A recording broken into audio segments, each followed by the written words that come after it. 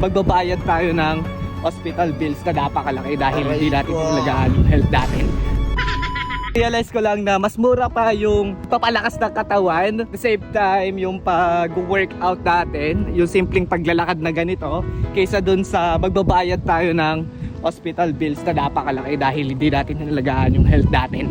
Okay? Kasi dito, na-realize ko rin na sobrang nafe-feel ko rin kayo na parang mas natututok tayo sa family, natututok tayo dun sa part na kailangan natin kumita money dahil yan, nag-work tayo. So sobrang workaholic natin para makatulong tayo sa mahal natin sa buhay.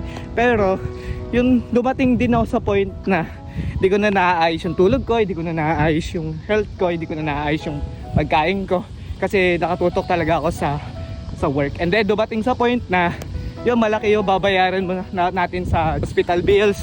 Okay, so ayaw natin mangyari guys kasi as much as possible piliin na natin tong investment na ganito. Actually, investment ko lang sa paglalakad is sabihin natin time lang dahil yun lang, nakakapag-walk pa tayo, at least tayo increase natin yung health natin na mas maganda, and then at the same time nakakaiwas tayo dun sa hospital bills at sobrang laki ng babayaran natin.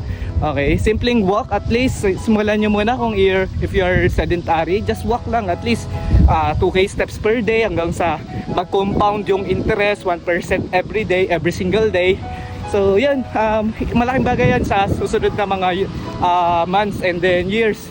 Mas magiging consistent na kayo hanggang sa magiging normal na lang sa inyo sa 10k steps per day. So yun, mas malaking tulong na sa inyo para sa atin.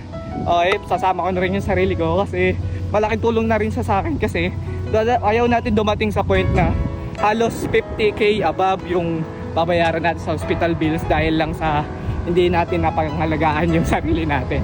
Okay, always yun, sabi na ng mga billionaires, mga billionaires, make your health your number one life priority. Okay, so yun lang, atas ko lang siya ngayon kasi yun, inihit ko pa yung steps ko today. So na-busy ako sa pag-e-edit kanina. And then yun, I practice what I preach then. Let's go tayo. Workout na tayo guys. Tsaka yung pag-i-scroll or social media, halos ano na natin muna, separate muna natin siya. Okay, keep showing up guys, and then don't forget t-shirt. Okay, Coach Dex, Fit Grit. Let's go, keep showing up.